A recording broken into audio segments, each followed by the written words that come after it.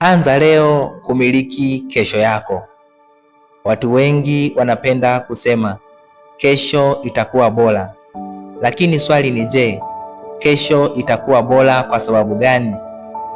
Ukweli ni huu: kesho yako haitengenezwi na ndoto zako, inatengenezwa na maamuzi unayofanya leo. Wapo watu wengi wanalaumu serikali, familia, mfumo, mazingira, lakini wachache sana wanajiuliza, leo nimefanya nini kwa ajili ya kesho yangu? Napoleon Hill aliwahi kusema, the starting point of all achievement is desire. Lakini hamna mafanikio bila hatua.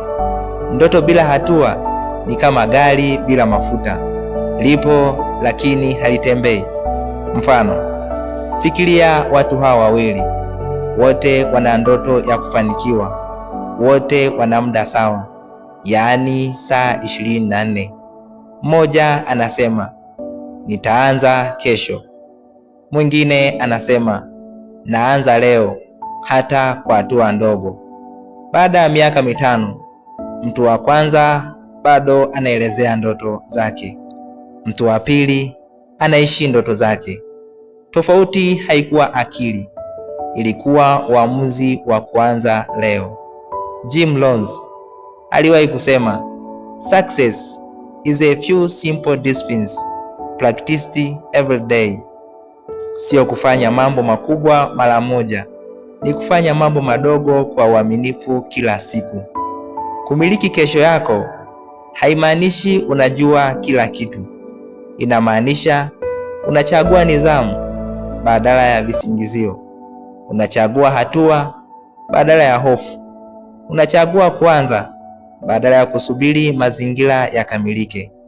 Nelson Mandela aliwahi kusema, it is always seems impossible until it is done.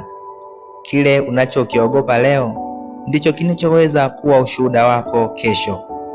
Hitimisho: kama unasikiliza leo, ujue hili: hakuna siku kamili ya kuanza, hakuna mazingira kamili ya kuanza, kuna uamuzi tu wa kuanza.